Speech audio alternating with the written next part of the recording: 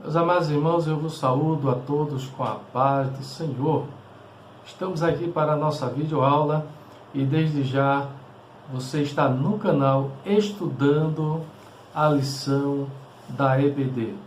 E esse objetivo, esse propósito nosso é para transmitir em especial a todos que participam e fazem parte da Escola Bíblica Dominical, em especial a nossa classe Atalaia, a nossa congregação em Santo Antônio 1, conhecida como Manel Pereira, sobre a direção do nosso diácono Magdiel Nayal. E estamos aqui justamente para transmitir de forma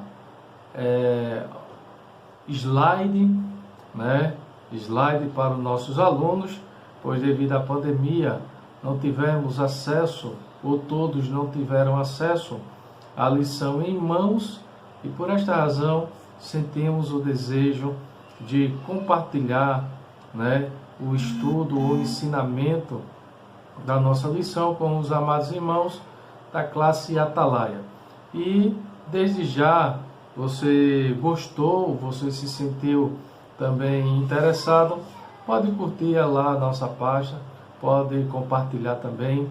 Esse intuito e objetivo é apenas transmitir o ensinamento da lição da nossa escola bíblica dominical.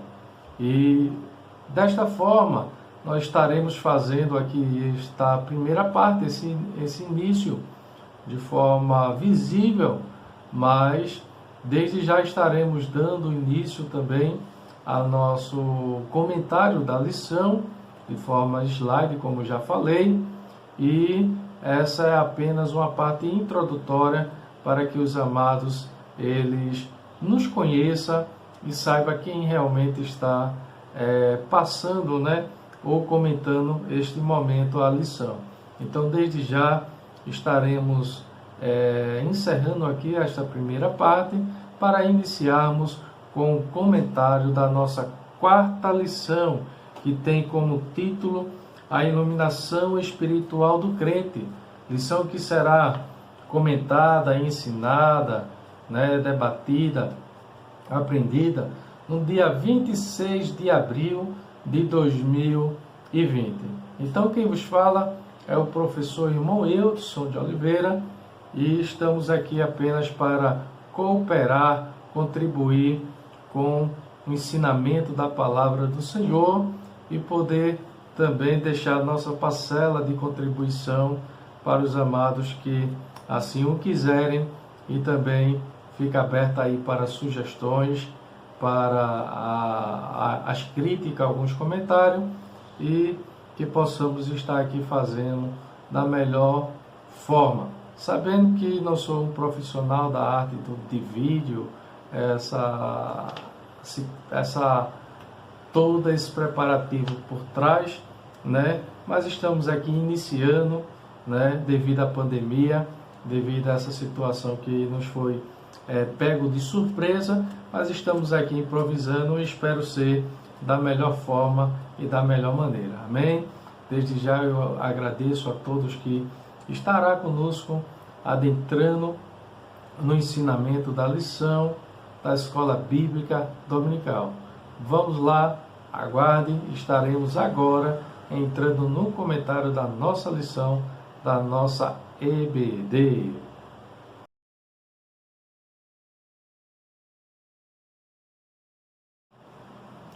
Meus amados irmãos, estamos aqui mais uma vez no nosso canal Aprendendo com a lição da EBD. Neste momento estaremos dando início à nossa quarta lição. Desde já quero dar-lhe a paz do Senhor a todos que fazem parte ali da Escola Bíblica Dominical em Santo Antônio 1, juntamente com o nosso dirigente, nosso diácono Magdiel Nayal, ao nosso presbítero local, presbítero Michale, a toda a classe Atalaia, ao nosso professor irmão Edson, e estaremos desde já dando início à nossa quarta lição. Já tivemos a primeira lição, Carta aos Efésios, tivemos a segunda lição, a sublimidade das bênçãos espirituais em Cristo, já tivemos a terceira lição, eleição e predestinação, e quarta lição hoje, a iluminação espiritual do crente. A nossa quarta lição, ela tem como esse tema a iluminação espiritual do crente. Aqui quem vos fala é o professor Eudson de Oliveira da Silva e estaremos aí transmitindo, comentando a nossa lição neste dia. A lição esta que será ministrada no dia 26 de abril de 2020. Caso nossos amados queiram também participar do nosso canal,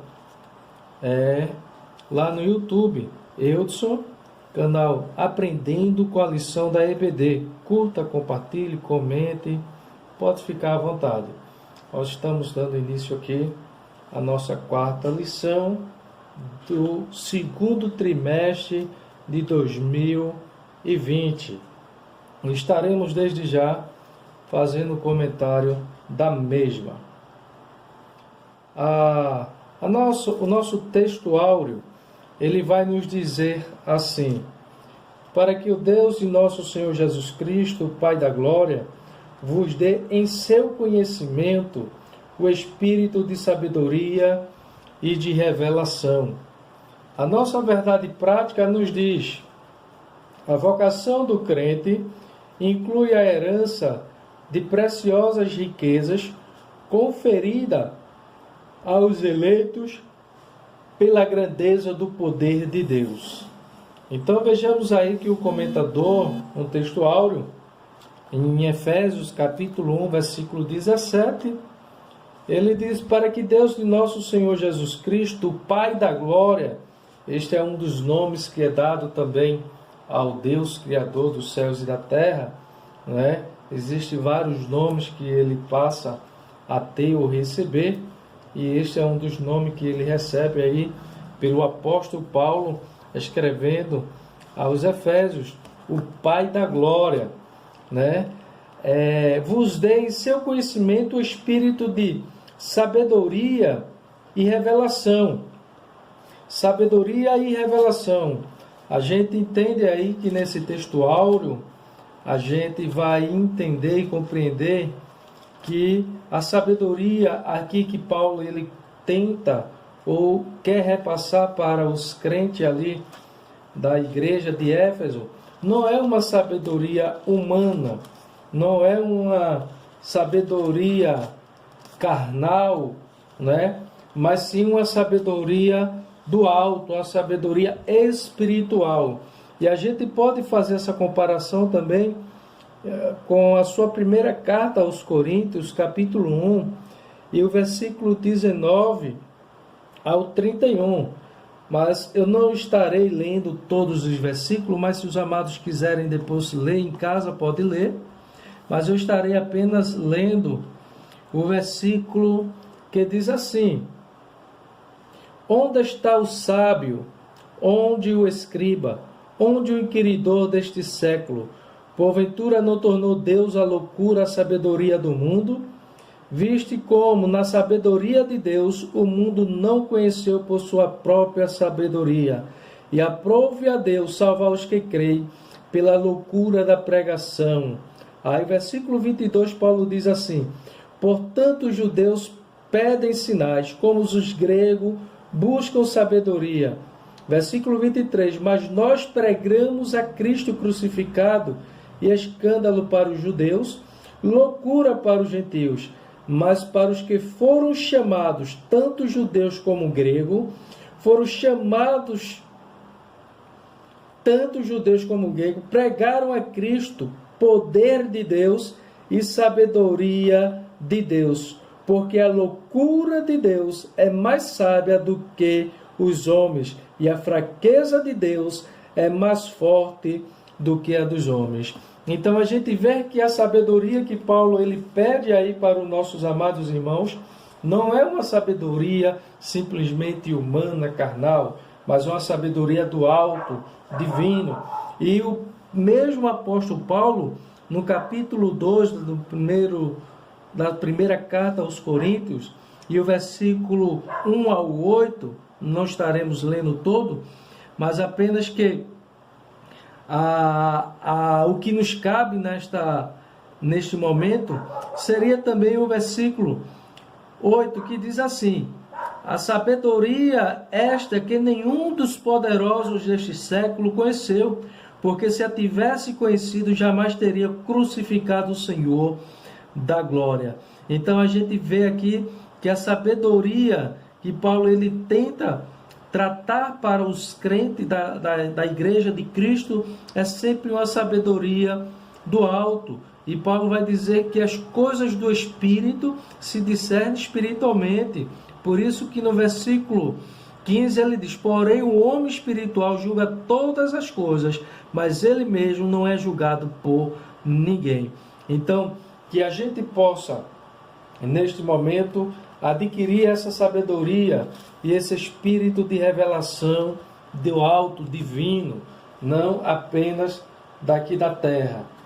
E a nossa verdade prática diz: a vocação do crente inclui a herança preciosa, riquezas conferidas aos eleitos pela grandeza do poder de Deus. Então, o poder de Deus é que nos faz mover, estarmos aqui, e também adquirir dele, nesta vocação, as heranças preciosas, né? Não somente as presentes e atuais, mas as futuras, as que ainda vão de vir.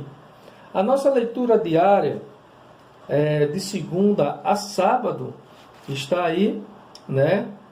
Segunda-feira, as coisas espirituais são discernidas espiritualmente. Na terça-feira, o crente tem a promessa de conhecer a Deus face a face. Na quarta-feira, o poder divino é capaz de transformar o homem.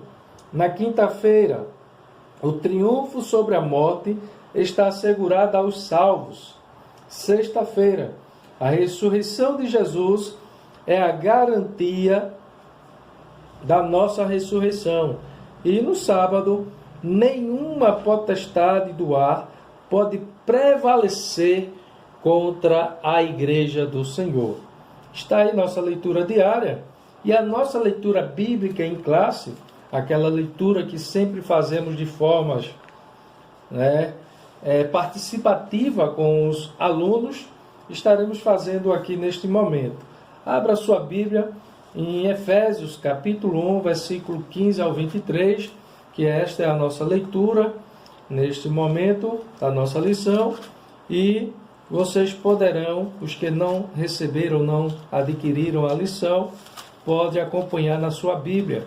E diz assim: pelo que ouvindo eu também a fé que há entre vós, há no Senhor Jesus, e o vosso amor para com todos os santos, não cesso de dar graças a Deus por vós, lembrando-me de vós nas minhas orações, para que o Deus de nosso Senhor Jesus Cristo, o Pai da glória, vos dê em seu conhecimento espírito de sabedoria e de revelação, tendo iluminados os olhos do vosso entendimento, para que saibais qual seja a esperança da sua vocação e quais as riquezas da glória da sua herança dos santos, e qual a sobre-excelente grandeza do seu poder sobre nós, os que cremos, segundo a operação da força do seu poder, que manifestou em Cristo ressuscitando dos mortos e pondo à sua direita nos céus, acima de todo principado e poder e potestade e domínio, e de todo nome que se nomeia, não só neste século, mas também no vindouro. E sujeitou todas as coisas aos seus pés, sobre todas as coisas constituiu como cabeça da igreja, que é o seu corpo, a plenitude daquele que cumpre tudo e em todos. Confesso, meus amados, que a leitura bíblica em classe dessa lição, em si só, daria mais uma lição, daria mais um estudo, daria mais um tema para a nossa lição. De todas essas lições que está nesse trimestre, essa leitura bíblica em classe, ela foi a que mais me chamou a atenção pela grandiosidade que há conferida aqui do apóstolo Paulo em suas palavras, em seus conhecimentos e o seu entendimento aqui para com a igreja ali em Éfeso. E, dando início, a gente poderia ver aqui no capítulo 1 e o versículo 15, duas virtudes que havia naquela igreja. A primeira virtude que o apóstolo Paulo ouviu e viu, naquela igreja era a fé. Ele diz, pelo que ouvindo eu também, ele ouviu também a fé que há entre vós no Senhor Jesus. Então veja que a igreja, os crentes ali, estavam alicerçados com a sua fé em Cristo. E segundo, e o vosso amor para com todos os santos. E por que não dizer, e o vosso amor para com todos? E estamos aí vendo duas qualidades, duas virtudes que se poderia, ou o apóstolo Paulo, ele ouviu falar daquela igreja de Éfeso. Aqueles irmãos tinham uma fé verdadeira em Cristo Jesus, mas também tinham um amor para um com os outros. E isso é o que nos diferencia do mundo e que nos diferencia realmente dos que são os verdadeiros discípulos de Jesus. Jesus disse uma certa vez que conhecereis se sois os meus discípulos, se vos amardes uns aos outros. E para concluirmos, nesse primeiro versículo, o apóstolo Paulo, na sua carta 1 aos Coríntios, capítulo 13, e o versículo 13, também ele vai dizer, agora, pois, permanece a fé, a esperança e o amor. Estes três, porém, o maior deste é o amor. Estamos vivendo em uma época, em um tempo que o que mais tem afastado, o que mais tem sido escasso na humanidade, por que não dizer no meio da igreja, porque a lição é para a igreja, é para nós, é a falta ou a ausência da manifestação do amor. E muitas das vezes nos decepcionamos com algumas atitudes, com algumas formas de agir e de se falar e de comportar-se, que isto é vivido, isto é fato real. Alguém pode errar, alguém pode pecar, alguém pode escorregar, mas muitas das vezes o amor para com este não é evidente. É escanteado, é jogado fora, é lançado, E para alguns disse, eu não disse que ele ia cair, eu não disse que ele ia fazer isso, eu não disse que ia acontecer isso, mas que Deus cubra com o nosso sangue e que a gente possa viver no verdadeiro amor de Cristo. E no versículo 16, Paulo também ele nos dá aqui algo interessante. E não cesso de dar graças a Deus por vós, lembrando-me de vós nas minhas orações. O apóstolo Paulo era um pastor, era um líder que sempre estava orando pelos crentes ali de Éfeso. Então, sempre lembrava o apóstolo Paulo. E isto vai aqui um reconhecimento. Isso é tão bom quando a gente nos deparamos com alguém e diz, meu irmão, Pai do Senhor, estamos orando pelo irmão, ou vice-versa. E isso nos traz uma alegria, nos traz um regozijo. A grande decepção, a grande vergonha às vezes irmão que sabe que conhece você, passa por você, mas não pergunta nem como é que você está. Então, aí surge, é a vida cristã. Mas Paulo, ele nos dá uma forma de viver, uma conduta diferenciada. E assim, no versículo 17, ele diz, para que Deus, o nosso Senhor Jesus Cristo, o Pai da Glória, vos dê em seu conhecimento o espírito de sabedoria e de revelação. E aí a nossa lição ela vai estar tratando sobre essas questões aqui mais adiante. O objetivo da nossa lição geral é esclarecer a dimensão de nossa chamada, as riquezas da herança divina e a grandeza do poder de Deus. Primeiro, esclarecer a dimensão de nossa chamada. Segundo, as riquezas da herança divina. Qual é essas riquezas, né? Qual é essa herança que nós passamos a obter, a ter de Deus, que é divina, é de Deus. E a grandeza do poder de Deus, ou seja, alcançamos todas essas heranças, essas riquezas, pelo grande amor, pela grande misericórdia, pelo grande poder que é o nosso Deus. O nosso objetivo específico, primeiro, é destacar a vocação e as riquezas da glória, inclusas na herança divina. Segundo, a grandiosidade do poder divino que opera em favor dos crentes. E em terceiro, expressar o exemplo de exaltação em Cristo. Exaltação em Cristo. Então, esse é o objetivo específico, o qual nós teremos o compromisso e a responsabilidade de trabalhar aqui com os amados alunos e trazer de forma minuciosa e também detalhada um ensinamento desses três objetivos qual devemos alcançar para os amados. A nossa introdução da nossa lição, ela nos diz assim: ainda no primeiro capítulo, o apóstolo Paulo inicia uma longa sentença assim dividida: ação de graça, oração intercessória e a confissão de louvor e exaltação. Nessa sentença somos exortados a louvar ao Senhor pela nossa eleição, buscar a iluminação do Espírito para compreender a dimensão de nossa chamada e herança divina, e bem como entender a grandeza do poder de nosso Deus. Então, esses três aspectos aí, a gente pode entender aqui dentro desta lição.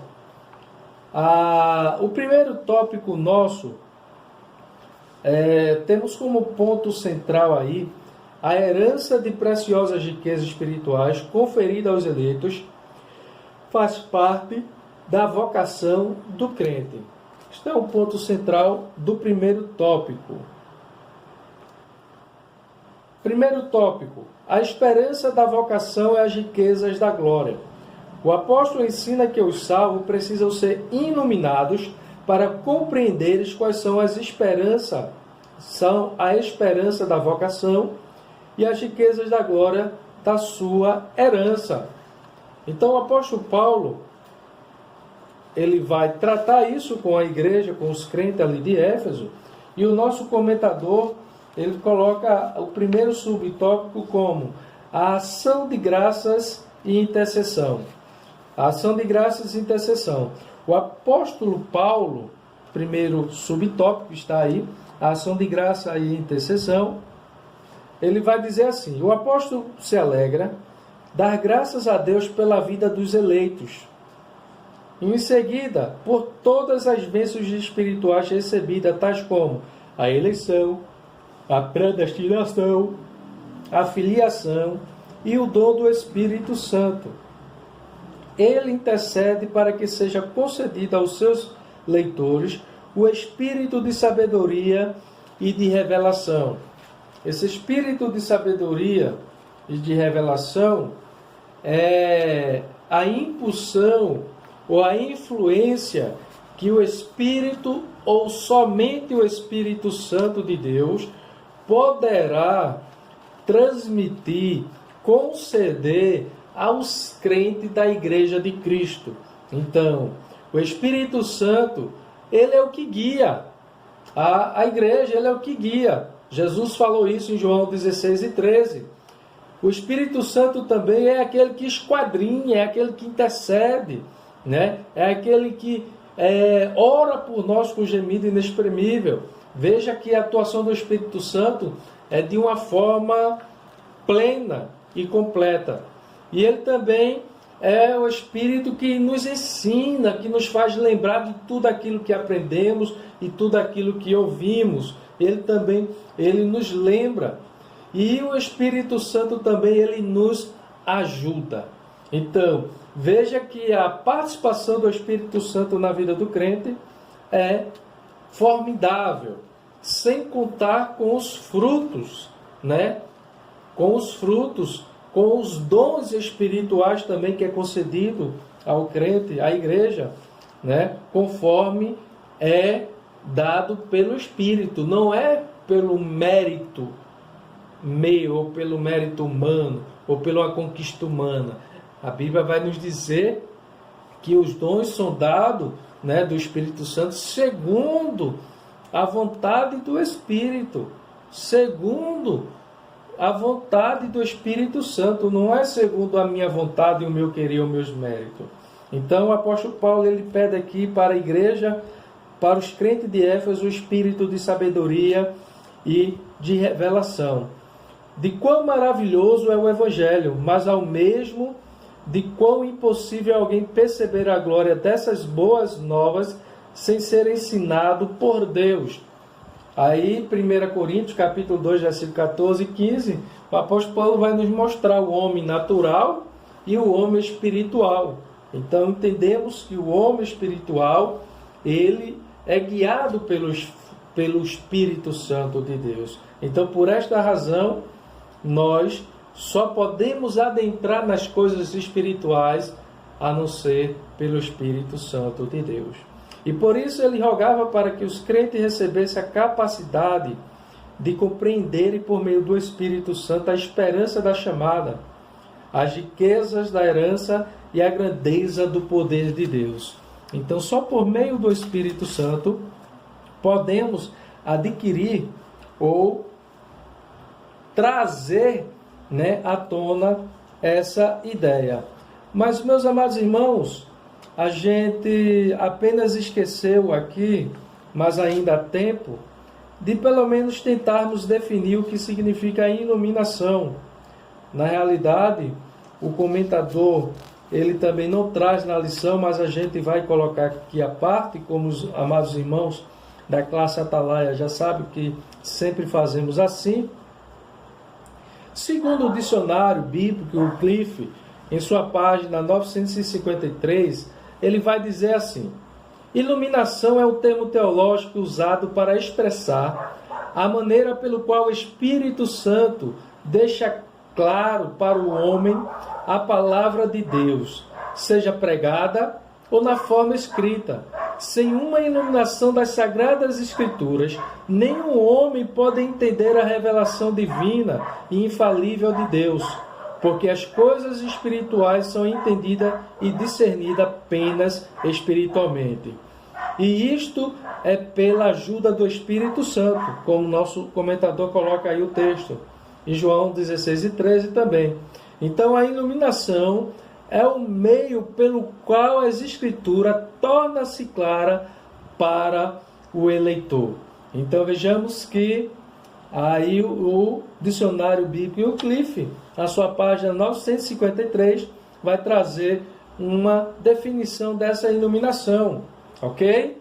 E também Champlin, na sua enciclopédia de filosofia, ele vai dizer que a iluminação pode ser moral e espiritual, né?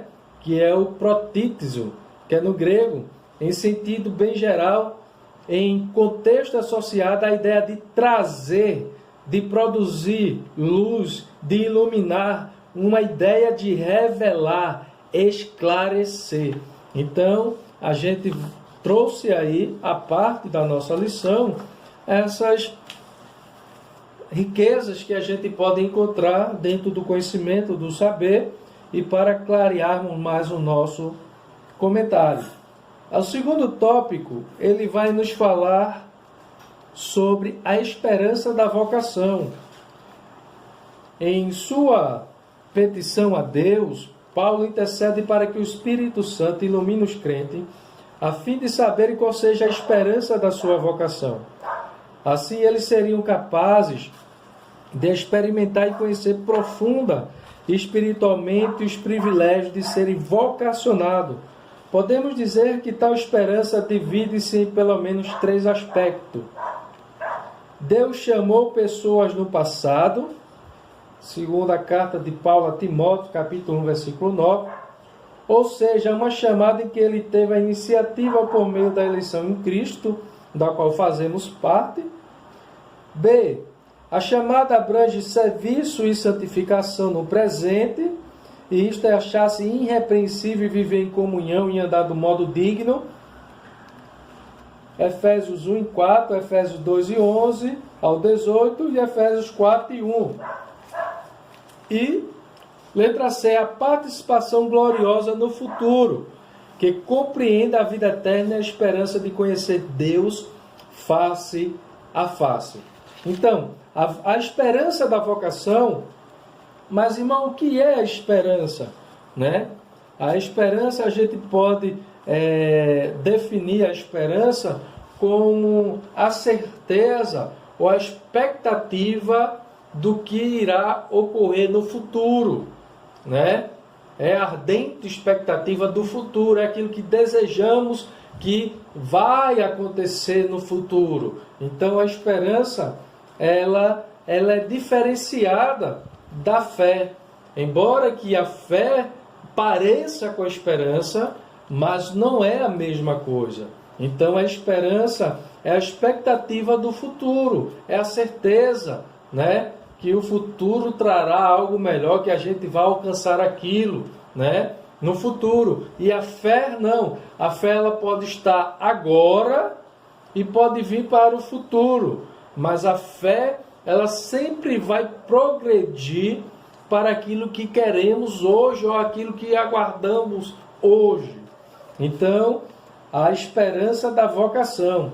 O apóstolo Paulo ele vai dizer aqui que a esperança ela tem é dividido nesses 3 aspectos dentro da nossa lição da vocação.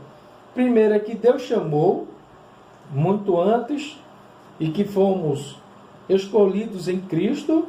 Segundo, para um chamado, para um serviço e santificação. João no capítulo 14 vai dizer que Jesus é a videira verdadeira e nós somos o ramo, somos a vara, e que toda a vara nele que produz fruto, essa seja limpa e produza mais, mas aquela que não produz, que não dá fruto, ela seja cortada e lançada no fogo.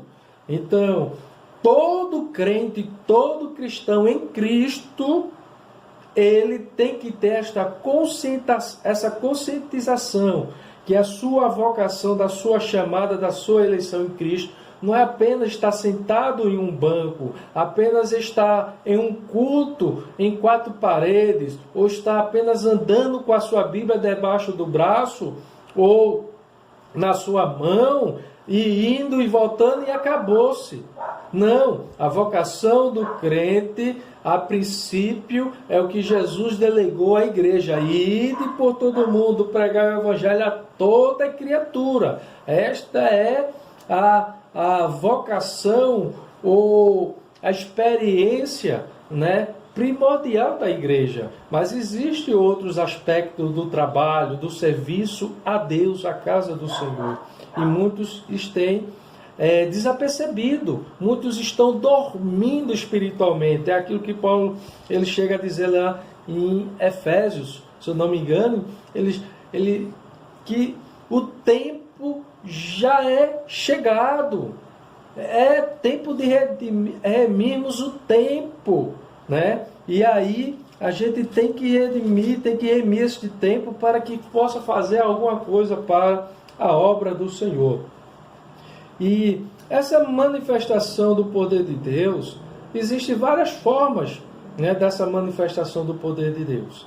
E para concluirmos, a esperança da vocação, né?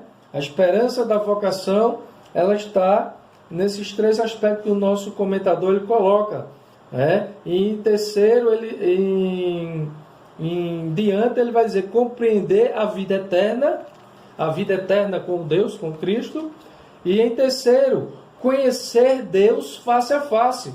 Há quem diga que não iremos ver a Deus, iremos ver apenas Jesus, apenas Jesus. Mas a Bíblia vai dizer em Mateus capítulo 5 e o versículo 8, que os limpos de coração, eles verão a Deus. E assim eu creio. Bem-aventurados os limpos de coração, porque verão a Deus. E em Apocalipse capítulo 22, também vai nos dizer que veremos Deus também face a face. Então, por que não crermos nessa esperança, nessa certeza, né? Que diz assim, ó, capítulo Apocalipse, capítulo 22, ele vai nos dizer justamente sobre... Meus amados irmãos, prosseguindo, né, com o nosso tópico aí, para concluirmos, Apocalipse capítulo 22, e o versículo 2 e 3, vai nos dizer que veremos sim a Deus face a face, né? E a gente, posteriormente, a gente vai estar lendo esse texto agora. Diz assim, ó: nunca mais haverá qualquer maldição nela, e estará o trono de Deus e do Cordeiro, e os seus servos o servirão, e contemplarão a sua face, e na sua fronte estará o nome dele. E então já não haverá noite, nem precisa eles de luz, de candeia, nem da luz do sol, porque o Senhor Deus brilhará sobre eles, e reinarão pelos séculos dos séculos. Amém. Então a esperança da nossa vocação, amados irmãos, Igreja do Senhor Jesus, é que nesta vocação a gente possamos aguardar essa esperança viva, né? A esperança, o ditado no mundo diz que a esperança é a última que morre, mas para o cristão, 1 de Pedro 1:3 vai dizer que a nossa esperança está em Cristo, que ressuscitou dos mortos e que está vivo à destra de Deus. Então, concluímos aí esse subtópico no primeiro tópico, e o terceiro subtópico, para concluirmos aí o nosso primeiro tópico, é as riquezas da glória da sua herança. Na oração, o apóstolo pede para que os crentes entendam as riquezas da glória da sua herança. A expressão sua herança enfatiza o que Deus deu aos seus eleitos, né? Colossenses 1:12, a gente vai entender e compreender que esta riqueza vai nos garantir algo, dando graças ao Pai que vos fez idôneo a parte que vos cabe da herança dos santos na luz. Então, a riqueza da glória da sua herança, né? Já o termo riqueza refere-se às maravilhosas bênçãos que acompanham o plano da salvação, tais como o perdão dos pecados, a adoção de filho, e as bênçãos que serão desfrutadas no porvir. Colossenses 1:27 vai dizer: aos quais Deus quis dar a conhecer, pela qual seja a riqueza da glória deste mistério entre os gentios, isto é, Cristo em vós, a esperança da glória. E por que também nos dizer, versículo 13 e o 14, da onde é que estávamos, da onde é que Deus nos tirou? E Ele nos libertou do império das trevas e nos transportou para o reino do Filho do seu amor, no qual temos a redenção, a remissão dos pecados. Então, a herança da glória, né? Nós já participamos, já temos algumas riquezas. E por que não falar dos dons espirituais, do batismo com o Espírito Santo, né? Com os frutos do Espírito Santo? Tudo isto é as riquezas também, é a herança da qual nós obtivemos.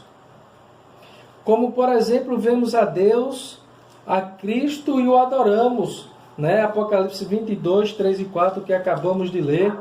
E se no dia aprazado os fiéis estarão reunidos na boda do Cordeiro, Apocalipse 19, versículos 7 ao 9, e então os salvos tomarão posse da herança preparada desde a fundação do mundo. Em Romanos 11 e 33, vai nos dizer o seguinte: ó profundidade da riqueza, tanto da sabedoria como do conhecimento de Deus. Quão insondáveis são os seus juízos, e quão inescrutáveis os seus caminhos. Quem, pois, conheceu a mente do Senhor? Ou quem foi o seu conselheiro? Ou quem primeiro deu a ele para que lhe venha a ser restituído? Porque dele e por meio dele e para ele são todas as coisas, a ele pôs glória eternamente. Amém. Glorioso é servir a este Deus, é servir a este Deus que é grande, é forte, é poderoso e que um dia o veremos, e um dia veremos face a face.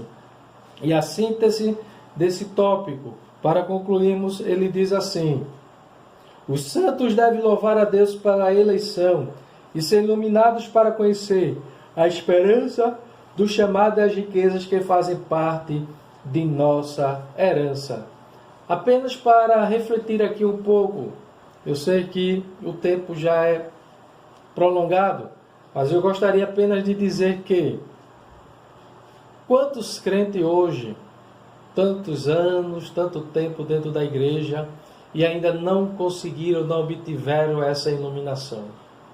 Que eu e você nesta lição possamos refletir, possamos fazer uma introspectiva e perguntar a Deus: Senhor, se eu preciso receber ainda esta iluminação, que o Senhor me ilumine, que possamos buscar ao Senhor quanto a este aspecto da iluminação, do Espírito de sabedoria, da revelação, que o apóstolo Paulo ele pede ali para os crentes de Éfeso.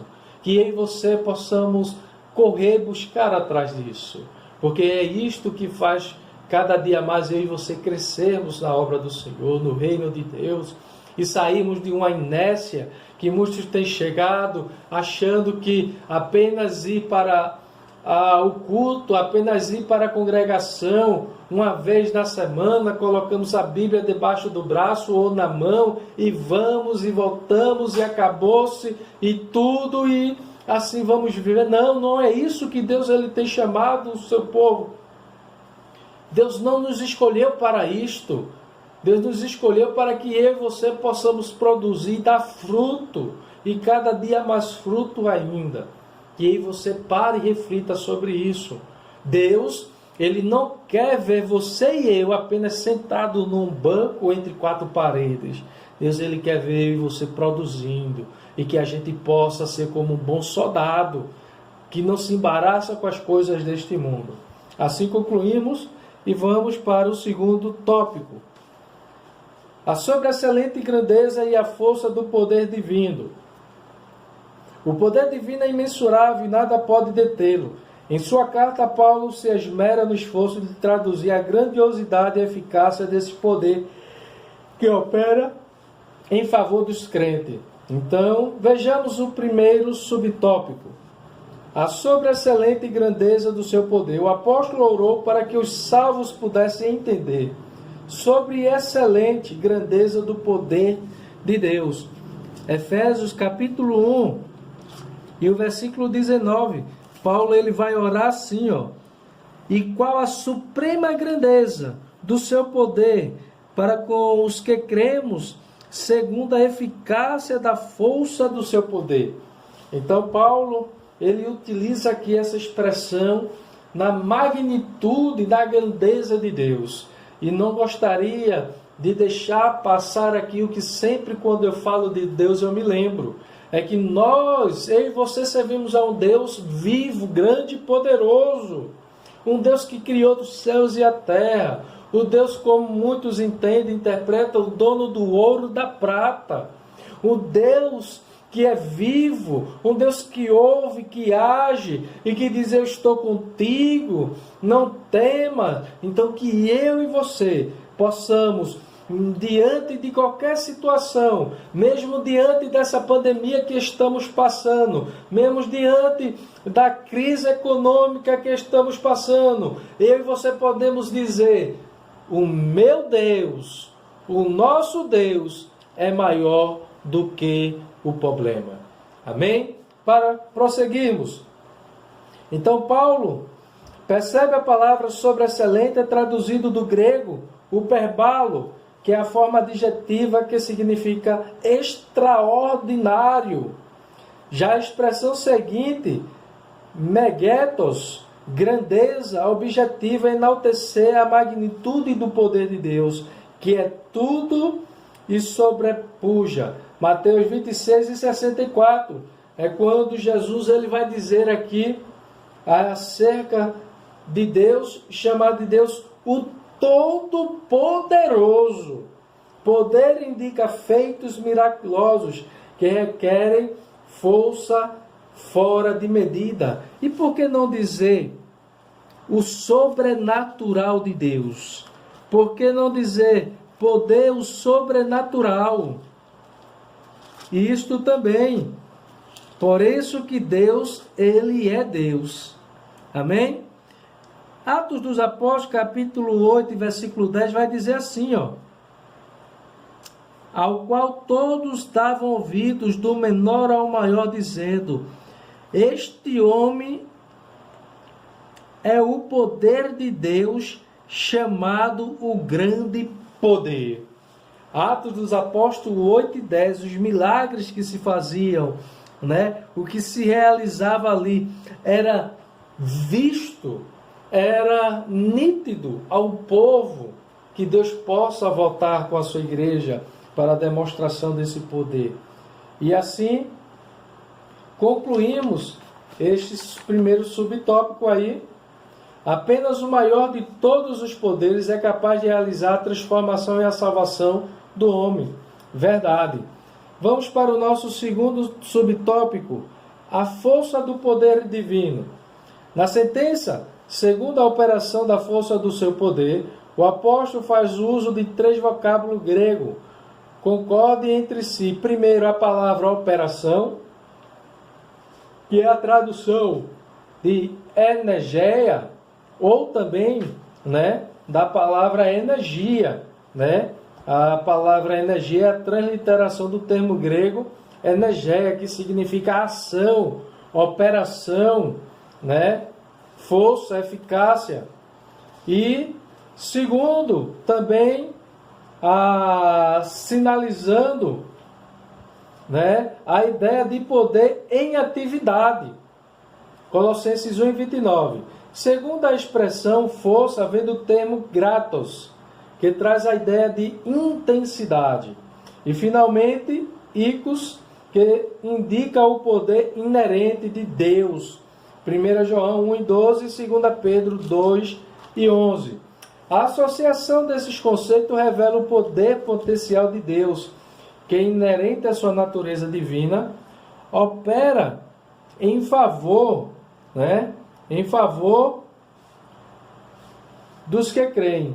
Para aprofundar essa impressionante descrição, Paulo apresenta 3 exemplos irrefutáveis da força desse poder: a ressurreição de Cristo, a sua ascensão à direita de Deus nos céus e a sua elevação acima de todo o domínio, que é o nosso próximo tópico para concluirmos a nossa lição. Concluímos aí o segundo tópico, a síntese do tópico, ou o resumo desse segundo tópico vai dizer: o poder de Deus é extraordinário e supera todo e qualquer outro poder.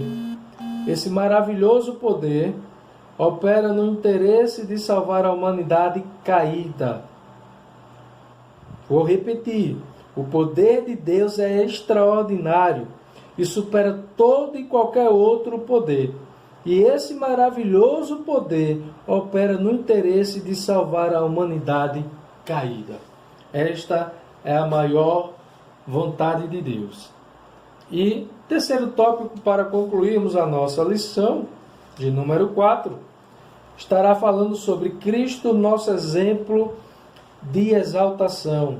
Nesse ponto veremos 3 aspectos da exaltação de Cristo que atestam a grandiosidade do poder de Deus disponível também aos crentes. E o primeiro subtópico vai dizer Cristo as primícias do que dorme. E aqui vamos ver o que é que vai tratar sobre isso. Paulo enfatiza que o poder de Deus se manifestou em Cristo, ressuscitando dos mortos.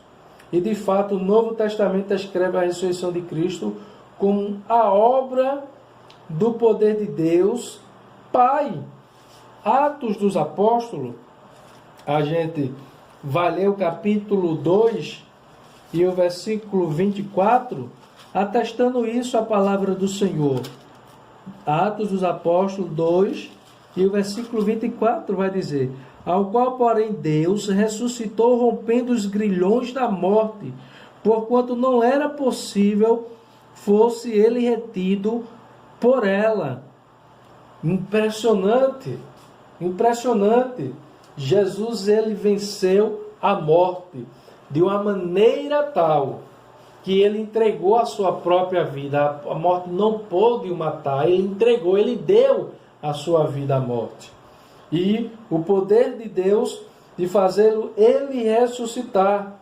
Ao ressurgir dentre os mortos, Cristo foi feito as primícias do que dorme. 1 Coríntios, capítulo 15, versículo 20 ao 22. A primícia do que dorme significa o primeiro a morrer nessa situação, o primeiro a ressuscitar e para nunca mais morrer. Cristo é o primeiro e nós somos os demais. Então, acreditamos que Cristo é a primícia do que dorme e a ressurreição de Cristo é o aspecto maioral sobre a cristandade. Os apóstolos, eles pregavam a Cristo ressuscitado, a um ponto de, no meio da igreja, alguns já não acreditarem mais na ressurreição, alguns já não terem essa esperança. E o apóstolo Paulo deteve o capítulo 15 da primeira carta aos Coríntios, falando sobre a ressurreição. E em alguns momentos Paulo vai dizer, olha, se Cristo não ressuscitou, é em vão a nossa mensagem, é em vão o nosso testemunho, é em vão aquilo que pregamos.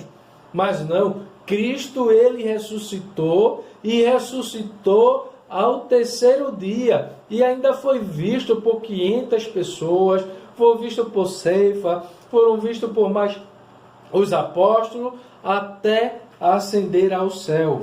E o apóstolo Paulo, ele vai dizer assim, a ressurreição de Jesus é a garantia de que seremos ressuscitados. Em 1 Tessalonicenses, capítulo 4, versículo 14, referindo aí, como crente pentecostal, que defendemos o arrebatamento da igreja pré-tribulacionista, aí vai a ideia, né, que os que estiverem vivos, né, terão um momento, e os que estiverem mortos ressuscitarão primeiro, e assim junto estaremos para sempre com o Senhor. O mesmo poder que ressuscitou a Cristo está disponível também aos salvos. Desse modo, os crentes vencerão a morte e se erguerão gloriosamente em seu sepulcro para reinarem com Cristo eternamente. Que eu e você possa ter essa certeza e essa esperança. O terceiro subtópico vai dizer, o segundo subtópico,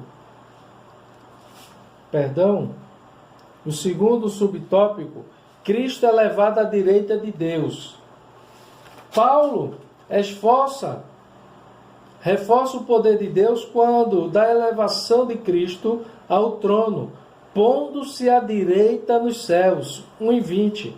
Aqui está enfoca a ascensão de Cristo em referência à promessa messiânica, o Salmo 110 e Atos também 1:6, que vai nos comprovar essa ascensão de Cristo ao céu.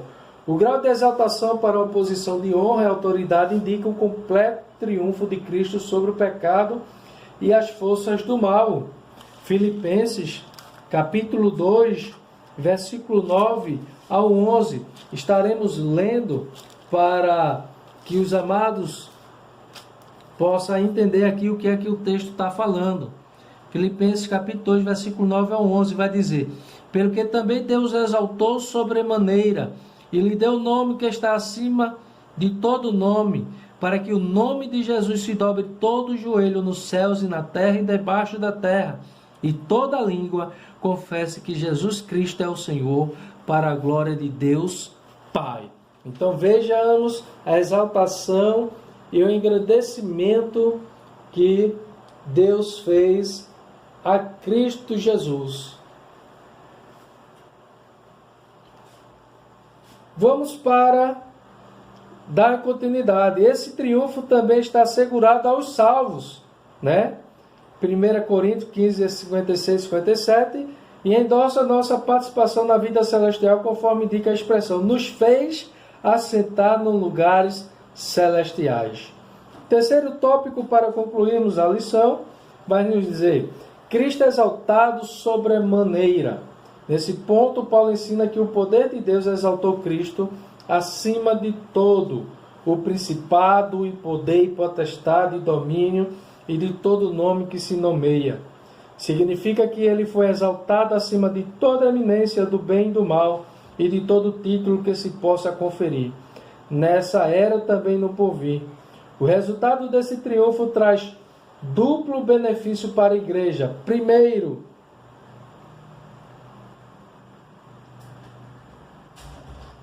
que Deus fez Cristo o cabeça da igreja. Cristo é o cabeça, certo?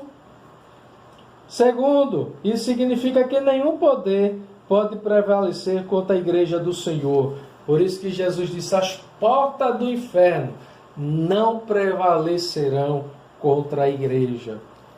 E assim concluirmos a nossa lição,